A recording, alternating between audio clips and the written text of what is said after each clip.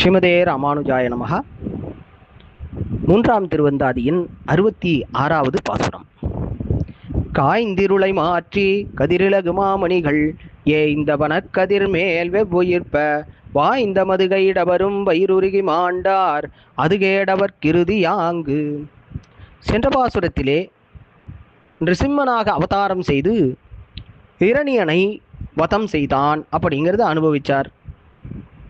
அப்படி அனுபவம் பெற்ற ஆழ்வார் இங்கு மதுகைடவர் அப்படின்னு சொல்லக்கூடிய 2 அசுரர்களை எப்படி வதம் செய்தார் பாருங்கோ. இந்த மாதிரி தான் பெருமாளுக்கு மட்டும் யாராவது நீங்கள் கேடு நினைச்சிங்கன்னா இந்த மாதிரி தான் போயிடுவா அப்படின்னு ஆழ்வார் சாபமும் இடுகின்றார். நம்மளே பார்க்குறோம். நான் வழக்கத்திலேயே யாரையாவது சபிக்கணும்னா இவன் அப்படி போகட்டும், இவன் இப்படி போகட்டும் அப்படின்னு சொல்கிறோம். அந்த மாதிரி ஆழ்வார் பெருமாளை மட்டும் யாராவது பகைச்சின்னு வந்தீங்கோ இந்த மாதிரி ஆயிடுவீங்கோ அப்படிங்கிறான். அது சொல்லும்போது என்ன மாதிரி அனுபவிக்கின்றார்? எம்பெருமானானவன் திருவனந்தாழ்வான் மீது பள்ளி கொண்டிருக்கின்றான். அப்போ முதல் 2 வரிகளிலே அற்புதமாக திருவனந்தாழ்வானை பற்றி வர்ணிக்கின்றார். காய்ந்து சீறுகின்றதாம் அந்த நாகம், இருளை மாற்றி இருளை போக்கக்கூடிய. எப்படி அனந்தாழ்வான் போய் இருளை போக்குவாரா அப்படின்னு பார்த்தா எப்படி இருக்காராம்? ஒளிவம் அவருடைய தலை பனாமண்டலத்தின் மேலு ரத்தினங்கள் பொருந்தி இருக்கின்றன. அந்த ரத்தினங்கள் ஒளிவிட்டு கொண்டிருக்கின்றன. அதனால் இருளில் போகப்படுகின்றது. அப்படிப்பட்ட எம்பெருமான், அவன் திருவனந்தாழ்வான் மீது இருக்கக்கூடிய அந்த எம்பெருமான் மதுகைடவர்களை என்ன பண்ணாராம்? குடலழுகி முடிந்து அவரை தீங்கு நினைத்தார்கள், அவர்கள் முடிந்து போனார்கள். அதே மாதிரி தான் அந்த மதுகைடவர்கள் போலவே யாராவது எம்பெருமானுக்கு பிரதிகூலராய் தீங்கு நினைக்கணும்னு நினைச்சா என்ன ஆகும்? ஆங்கு அவன் என்ன ஆகும்னா அது இறுதிகேடு. அதே மாதிரியே என்ன ஆகுமாம்? விநாசம்தான் உண்டாகும் அப்படிங்கிறத இங்கு ஆழ்வார் அற்புதமாக காட்டுகின்றார். இந்த மதுகைடவர்களுடைய சரித்திரமானது பலவாறு சொல்லப்பட்டாலும் ஆச்சாரியர்கள் இவ்வாறு அனுபவிக்கின்றார்கள். எப்போனா பிரம்மதேவன் ஒரே பிரளயமாக இருக்கு, எங்கே பார்த்தாலும் கடல், ஒரே கடல் கொந்தளிச்சுன்னு இருக்கு.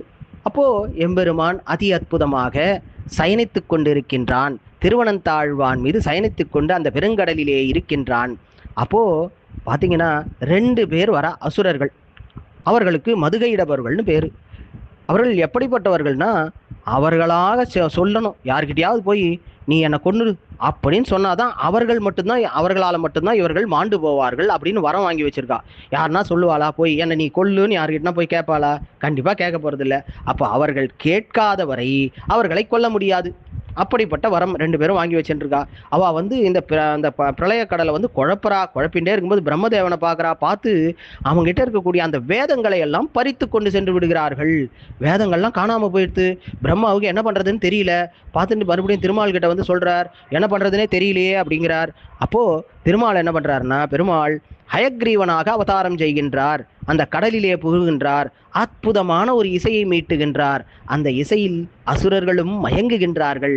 மயங்கி போய் அந்த இசையானது எங்கே வருகின்றது அப்படின்னு தேடின்னு வராராம். சரி, அப்படி வரும்போது என்ன பண்ணுறா? அந்த வேதங்கள்லாம் கொண்டு வந்தாலே, பிரம்மா கிட்டேருந்து திருடின்னு வந்தாலே, அதெல்லாம் பத்திரமா ஒரு இடத்துல வச்சு மறைச்சி வச்சு விட்றாளாம். மறைச்சி வச்சுட்டு இந்த இசை மயங்கடிக்கிறது, இசை வந்த அந்த சத்தம் வந்த திசையிலேயே செல்லுகின்றார்கள். எங்கும் நிறைந்தவன் கண்ணன்.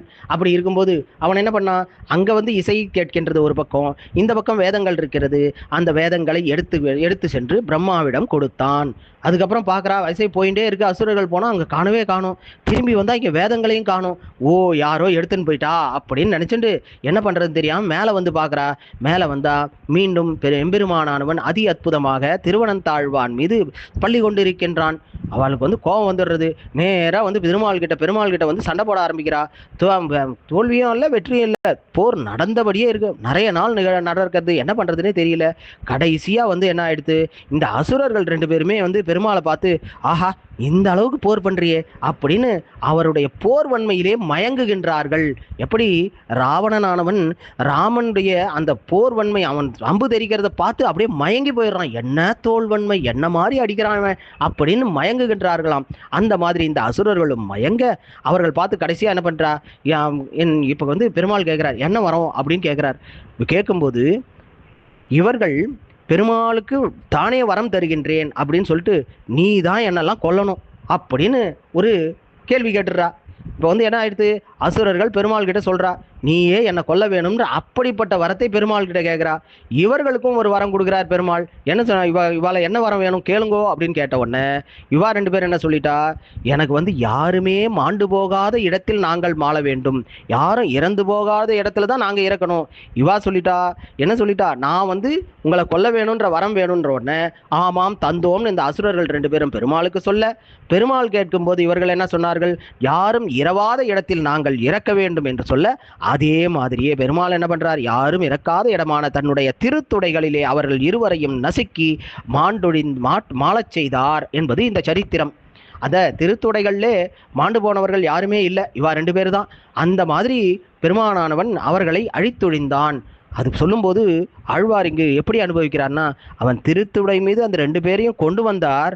ஆனா திருவனந்தாழ்வானுடைய வெப்பம் தாங்காமல் இவர்கள் ரெண்டு பேரும் என்ன மாண்டு போனார்கள், உடலழுகி மாண்டார்கள் அப்படிங்கிறத அற்புதமாக குறிப்பிடுகின்றார். அது மட்டும் இல்லை, இந்த மாதிரி யாராவது எம்பெருமானுக்கு தீங்கு செய்யணும்னு வரட்டும், வந்தா அவர்களும் மாண்டொழிவார்கள் என்று சாபமும் இடுகின்றார் ஆழ்வார். அதைத்தான் இந்த பாசுரத்திலே அதி அற்புதமாக காட்டுகின்றார்கள்.